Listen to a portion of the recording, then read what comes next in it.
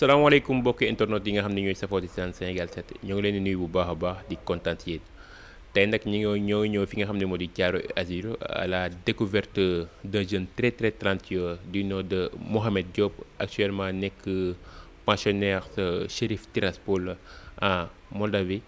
dañ leen di bàyyi ngeen ñëw découvrir ko. Mohamed ñoo ngi leen nuyu bu baax di la ziar di am mbégte kontaan si accueil bi. waaw maa leen di fay di leen remercier ci seen présence fii ci Thiaroye Azur. Je me nomme Mohamed Diop, joueur de Chérif Tiraspol en Moldavie. waaw dafa mel ni da ngay soog a jógee entraînement naka séance bi tey comment ça s'est passé. waaw damay door a jógee train nii moo tax ma xaw a retard sax maa ngi woon fay place du souvenir donc j'ai un préparateur physique là-bas boo xam fa lay entraîner tous les jours moo tax tey jii ma xaw a tardé sax mais bon ça s'est bien passé comme d'habitude ni ñuy waajal dañuy def suñu pré-saison avant ñuy dem di rejoindre équipe bi pour def notre pré-saison quoi. Actuellement si lan ngeen travailler foofu noonu. Bon, lui, son travail, c'est plus axé sur la vivacité, quoi. Bon, c'est atelier, terrain, avec fond de course, quoi, pour endurance, avec VMA, quoi. Voilà. Comment tu passes actuellement les vacances au Sénégal? Bon, ça se passe bien, comme ni me disais, je suis toujours avec la famille. Si je suis de m'entraîner, si je suis de bon, après, je suis sama gars et tout, bon, après la nuit, je suis quoi. Rien de spécial. daaw yaa ngi woon en Turquie ren nga ñëw en Moldavie avec Chérif Tiraspol comment s'est passé l'intégration fi nga xam ne mooy Chérif. waaw ça s'est bien passé parce que bi ma ñëwee juste dama ñëw fekk fa benn communauté africaine parce que dañoo bëri woon joueurs africains donc ils m'ont bien accueilli donc sur ce j'ai réussi à bien m'intégrer dans l'équipe et commencer jouer ba li am si comme ça mais bon ça s'est bien passé quand même. ba nga ñëwee foofu amoo ay problème langue et tout. non amuñu problème langue parce que y avait beaucoup de joueurs yoo xam ni ay francophones lañu comme ay maliens tu vois on parlait les mêmes langues bon à part ça y a l'anglais aussi et je me débrouille pas mal donc y avait pas problème de langue quoi. en général championnat yooyu noonu est-ce que doo leen fa dund ay problème racisme et tout. non dëgg yàlla gisuma ko fa. su fa amoon je pense que duñu am joueurs yi ñu yor yëpp parce que ñun suñu xaaju joueurs yëpp presque mën naa ni 8 ba 9 joueurs titulaires yëpp ay africains lañ quoi donc côté boobu moom ça va quoi waaw. Le bilan de votre saison avec Chérif. waaw on a été champion et on a remporté la coupe aussi donc je pense que 2 trophées yooyu dañ joué après on a eu à jouer aussi la Ligue Europa et l'Europa Conference League aussi waaw. Sur le plan personnel cette saison avec Chérif combien de buts combien de passes décisives. waaw je pense que j'ai eu à marquer 7 buts et 3 passes décisives je crois sur 35 matchs quoi waaw. Êtes-vous satisfait? Ouais, je suis quand même satisfait parce que si j'ai fait mieux que l'année dernière du coup je suis satisfait. mën nga ñëwaatal seen parcours en Europa League cette année. waaw bon on a eu à jouer une équipe en barrage qui s'appelle Punic qui se trouve à Arménie donc on s'est qualifié via les tirs au but après ça c'est lañ dugg Ligue Europa donc on est tombé sur une poule assez élevée qui s'avère être Manchester United ak Real Sociedad ak Omonia bu Chypre mais voilà ça s'est bien passé parce que on a fini 3e quand même derrière Sociedad ak Man U qui était très fort aussi. Donc on a été reversé en Conference League pour aller jouer les 16e de finale de Conference League quoi mais ça s'est bien passé waaw. damay ñëw seen match contre Man U ngay joué say idole Cristiano Ronaldo comme pa bi ni mu ko waxee sànq ak ki nga xam ne moo di Bruno Fernandes nga xam ne tey jii sa idole la bokk ngay lan la lay def ngay joué ku ci mel ni nga bokk ak terrain ay Cristiano Ronaldo Bruno Fernandes. waaw c'est un rêve qui est devenu réalité parce que fii lañ leen doon seetaanee ci télé bi donc. Cristiano surtout moom dañu yàgg jooyloo dañoo yàgg voilà dañ ko yàgg supporter daal donc tey jii ñu ñëw ba jàkkaarloog moom nii war a jouer ak moom wax dëgg yàlla c'était incroyable quoi mais quand même ça restait un match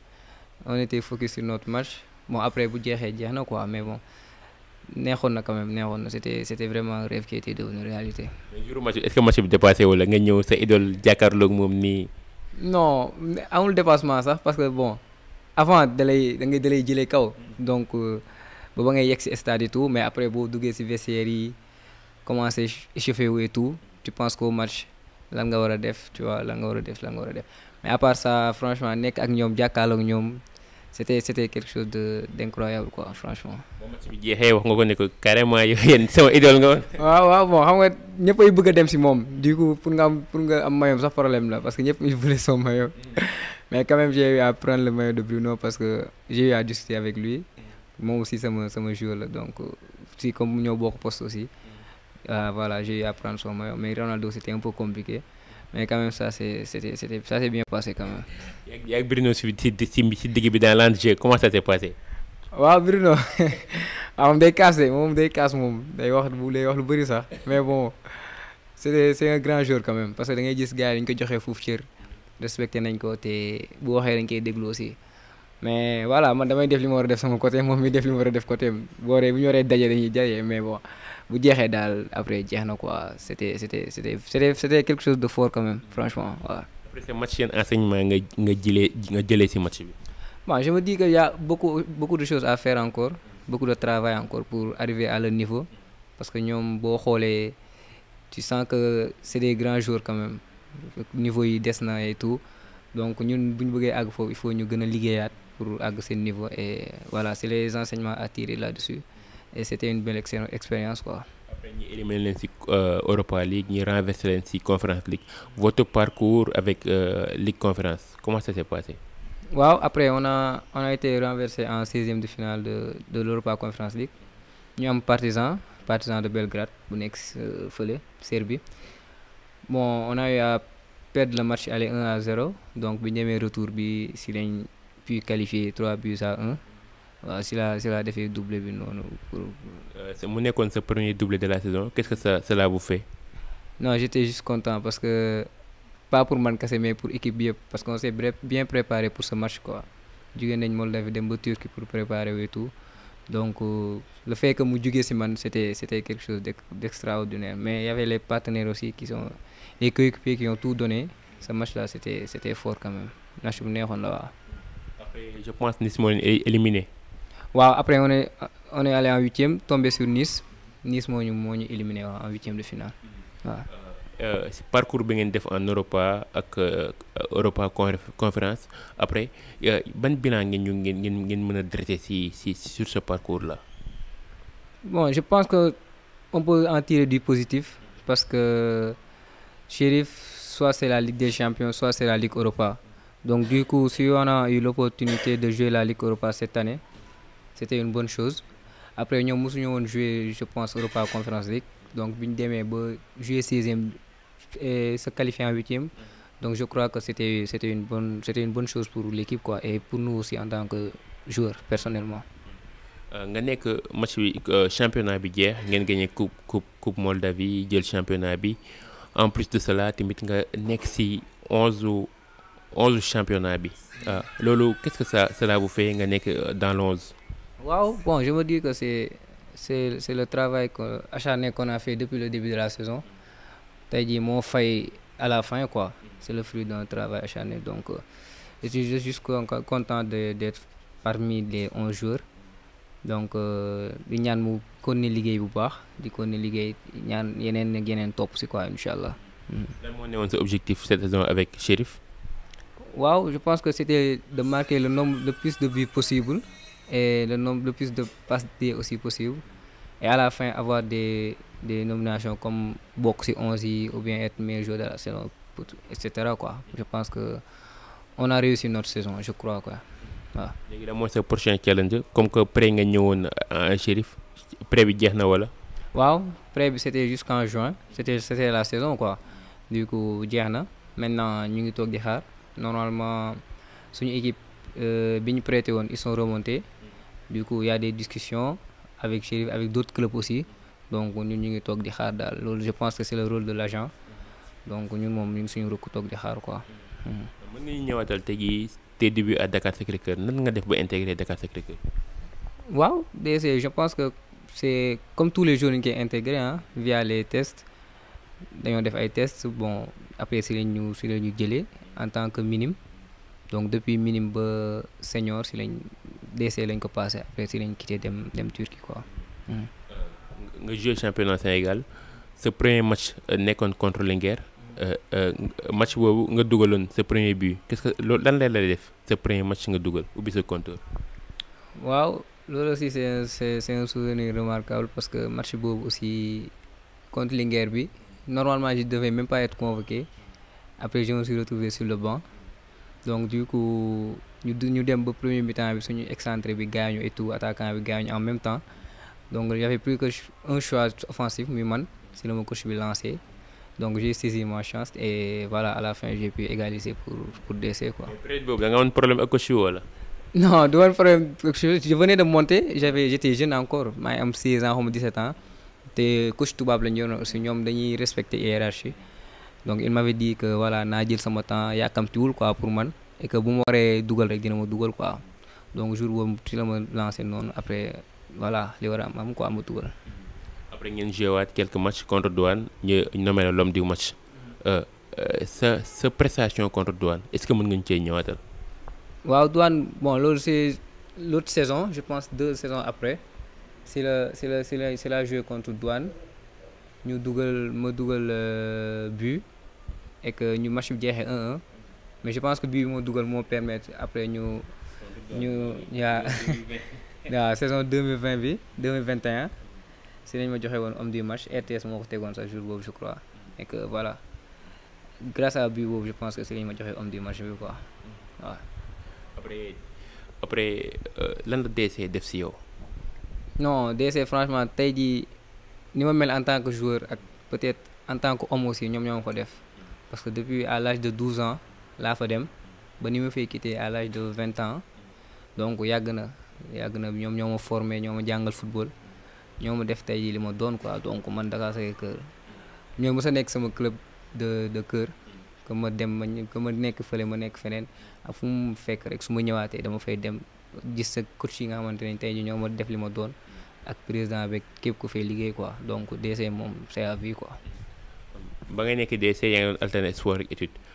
naka nga doon def parce que yombul ngay alterner sport bi ak étude bi. waaw c'était difficile wax dëgg yàlla c'était pas évident mais j'avais une mère boo xamante ni moom dafa doon compter ci jàng bu baax a baax donc basé woon lépp ci football bi quoi donc man aussi ma xam ni que football c'est aléatoire c'est pas tout le monde qui doit réussir qui peuvent réussir dans le foot donc man je me suis dit que c'est mieux d'allier les deux après voilà donc réussir naa ci ba am ci sama BFM am ci sama bac après par la suite bac boobu moo ma permettre ma dem Turquie ba am fa contrat pro quoi. ba nga fay jógee dem Turquie c'était pour continuer les études. waaw de base bu may dem bon je savais que am na ay agents aussi yoo xamante ne woo contacté woon nañ ma pour loolu su ma ñëwee ñu jéem a utal club et tout mais de base bi ma fiy jógee je suis parti comme étudiant pour dem continuer samay études après voilà bi ma demee foofu yàlla dimbali ma ba ma am équipe muy ko jëli bi ma nekkoon noonu ba signé fa contrat pro quoi. li ma bëgg ma ñëw mooy comme li nga def nii jàng ba am bac continuer ses études tey jii boo amoon benn message boo xamante ne da nga koy lancer les jeunes joueurs yi nga xam ne tey jii dañuy bàyyi seen jàng pour continuer football bi lan lay doon.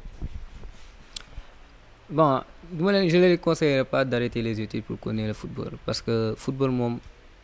loo xamante ni kenn xamul lu muy demee ëllëg jàng je pense que mooy li nga xamante moo gën a sûr bon après gars yi moom doo comprendre dañ leen ne football mais man j'en connais aujourd'hui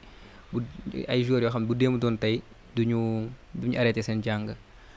mais man je conseille que ñu jéem a allier les deux parce que c'est pas évident aussi dafa metti dem entraînement après ngoon si nga dem jàngi mais je pense que c'est possible ndax am na ñu ko réussir man je les conseille ñu jéem a allier les deux ba li nga xamante ne bu dul football bi di jàng bi te bu dul jàng bi aussi di football bi donc loolu laa leen di conseiller quoi. Vous avez suivi le match Sénégal contre Brésil. waaw suivre naa ko l'autre jour waaw franchement. ba ngay seetaan match bi dans l'entrejeu est-ce que doo seetaan match ba jeex gis sa bopp ci terrain. ah waaw ñun ay joueurs lañ donc ñun bokkuñ ak kii comme je sais pas un autre qui seetaan bi seetaan ni mu koy seetaanee donc ñun on est plus dans l'aspect tactique xool milieu terrain wu Brésil xool milieu terrain wu Sénégal nan la ñuy placer wu nan la ñuy jouer donc ñun côté boobu la ñuy gën a xool quoi c'est vrai que da nga siy gis sa bopp tu te dis que voilà boo nekkoon ñoom ni ñuy def nii tu te regardes dedans yow war nga mën a def loolu aussi donc c'était un bon match à regarder et félicitations au Sénégal aussi pour cette victoire parce que c'était un bon match à regarder. lan nga retenir ci match bi. ah victoire bi xanaa comme ñëpp rek parce que gagner Brésil c'est pas évident, c'est pas donné à toutes les équipes, c'est une grande équipe donc tey jii ñu réussir loolu franchement c'était une bonne chose. ñoo ngi ci éliminatoire CAN 2024 Côte d'Ivoire, Sénégal décroché na billet pour qualification bi est-ce que yaa ngi préparé wu pour CAN 2024 Mohamed Diop convoqué par le sélectionneur Aliou Cissé. ah incha allah loolu la ñuy ñaan de comme joueur yëpp joueur képp kuy football moom nekk surtout Europe ñaan nga yàlla un jour intégré équipe A. Après je me dis que bu waree am rek dina am quoi l'essentiel mooy yow nekkal si li nga war a nekk liggéey Aliou Cissé je pense que loolu tax ñu teg ko fii fépp joueur sénégalais nekk di prouver rek je pense que dina la woo donc ñun li ñu war mooy nekk suñu li ñu war a nekk toog suñu rukk liggéey après bu ñu contacter je pense qu'on pourra ñëw wuyu si suñu convocation quoi. Père ñoo ngi lay nuyu bu baax di la ziar. waaw maa leen di fay di leen dalal jàmm wax bisimilah. ñu bëggoon nga defal ñu ay témoignages yi nga xam ne mooy di sa doom di Mohamed Diop. waaw maa ngi sant yàlla sant samay waajur di ñaan yàlla may ñu fekkee ko déwén defaat ko déwén bon c'est un peu ça va être un peu difficile pour xam nga nag juge et partie moom day xaw a métti quoi mais je vais essayer parce que Mohamed man ak moom c'est toute une histoire depuis qu'il est tout petit la ñaanoon yàlla décidé mu nekk footballeur professionnel ñu dem ba bon avec tous les péripéties lépp yàlla indi ñu ba fii donc yàlla nangu na daal mais dañuy ñaan yàlla gën a yokk donc c'est un joueur bon moom wax dëgg yàlla amul lu ma koy reprocher parce que yaru na tey na xam na li mu bëgg aussi xam na fi mu bëgg a dem aussi donc lépp lu muy def man dama koy ñaax mayuma ko dara mais xam naa ni mayul boppam dara quoi day li muy def mu ngi ciy def fulla ak fayda bon yàlla nag moo yore réussite moo yore aussi nit ku nekk say jaar fi ngay jaar bon jaar na ci catégorie yëpp équipe nationale dem na DC def fa lam fa war a def nekk fa capitaine boo yàlla suñu borom génne ko mu génn dem bon ba mu demee tamit xam na li ko war mu ñafe ko foofu ba yàlla may ko fa mu am contrat ba mu demee tamit fa mu demoon aussi ñooñu yàbbuñu ko parce que lam fa indi xam nañ ni lii football la mu def fa lam fa war a def jóge fa dem Chérif ba mu demee aussi man toujours su ma koy conseiller dama koy wax ni ko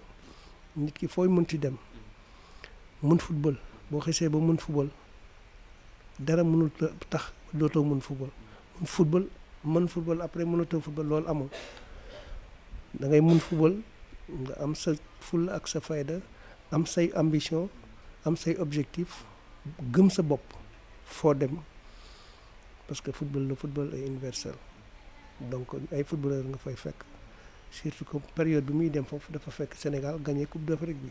man koy foo munti dem léegi tu te dis que tu es champion d'Afrique tu t'imposes parce que actuellement les meilleurs joueurs les meilleures équipes c'est Sénégal si on a gagné la coupe d'Afrique loolu soo ko dugalee sa bopp soo demee tu vas réussir bi mu demee aussi loolu la def metti woon na parce que c'était dur pour moom mais dama ne ko rek yaa ko choisir il a choisi maintenant il l'a fait il a gagné la coupe il a gagné le championnat et c'est le seul Sénégalais qui a fait ce doublé là donc ma di ko wax jaaraama di ko wax mu gën a góorgóorlu te xam ni ce n'est que le début di des bëri na quoi parce que football moom li pële daan wax du chemise boo xam ne dañ koy passé denc ko ba heure bu la neexee rek nga ñëw jël sol mu rafet non da nga koy parfaire tout le temps tu te remets en question soo bëggee avancer su ma bëggee àgg fële tout le temps liggéey sérieux bëgg li ngay def gëm sa bopp yàlla jàppale la nga dem ci kanam quoi. loolu mooy football. En tant qu'un ancien joueur et un fin technicien tey jii soo amoon loo koy reproché wala loo xamante ne da nga koy conseillé pour mu yokk ko pour mën a issee nekk si au niveau bi lan lay doon. Bon,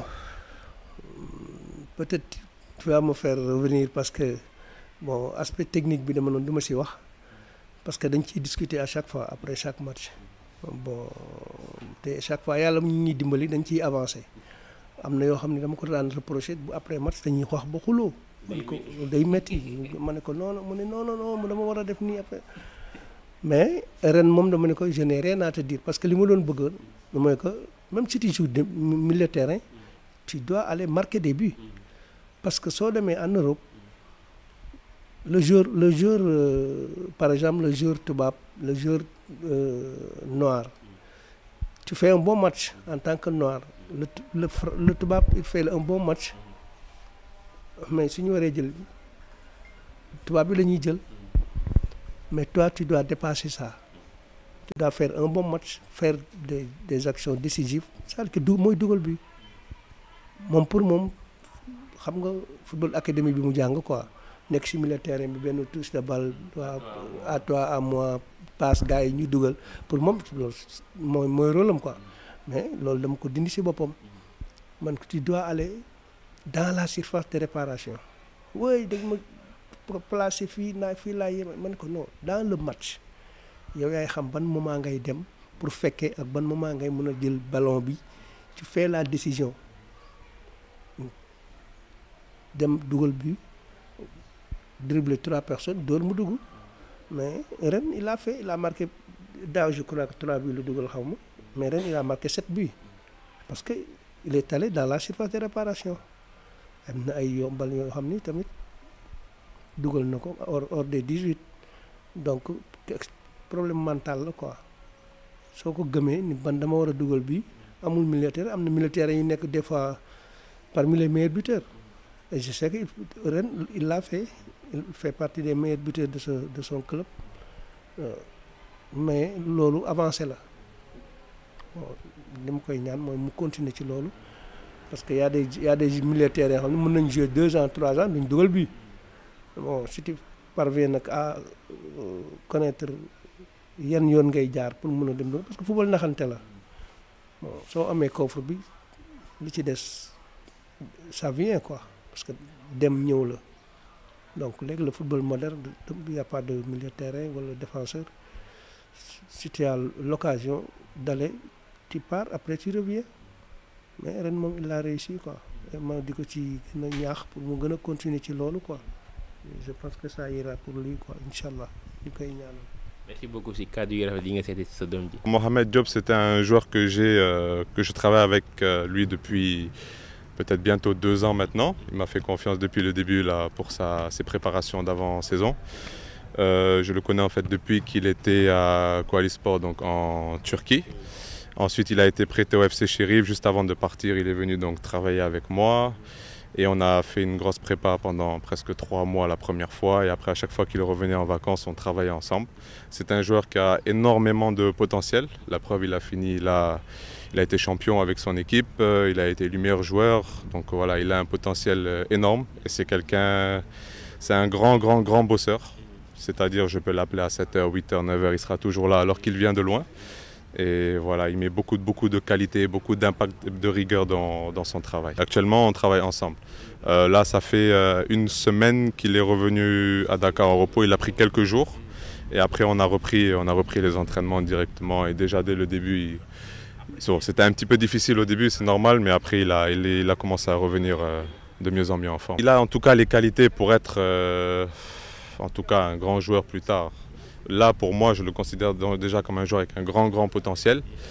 Maintenant, peut-être ce qui va lui manquer là, sur le coup, ça sera, je pense, même juste un peu de visibilité, qu'on le voit, qu'on sache. Voilà, bon, il était dans un championnat qui est peut-être un peu moins médiatisé qu'en Europe, voilà. Mais je suis sûr que si il arrive en Europe ou ailleurs dans un championnat beaucoup plus connu, il va se faire très vite remarquer. Parce que c'est un joueur qui a vraiment un fort potentiel.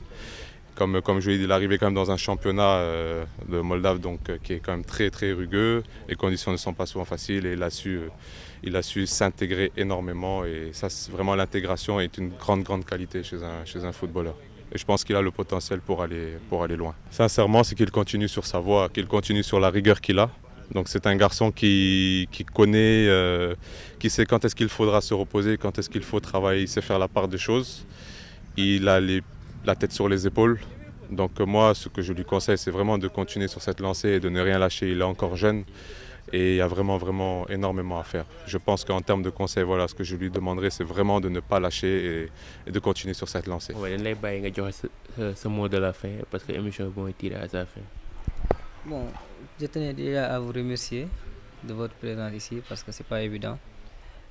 et que d'habitude gars yi dem sax mais c'est la première fois que gars yi di ñëw donc maa ngi leen di si remercier bu baax et que j'espère que cette interview vous a permis d'avoir ce que vous vouliez parce que xamante nañ quoi man ak yow donc voilà loolu laa moom lu may wax et que maay ñaax sama mbokku joueurs yi ñu gën a jàpp rek xam ni football c'est pas évident dafa metti et que ñun ñëpp on veut une chose mooy réussir àgg fi ñi àgg donc maa leen ñaanal bu baax yàlla jàpp leen ak képp ku si nekk daal.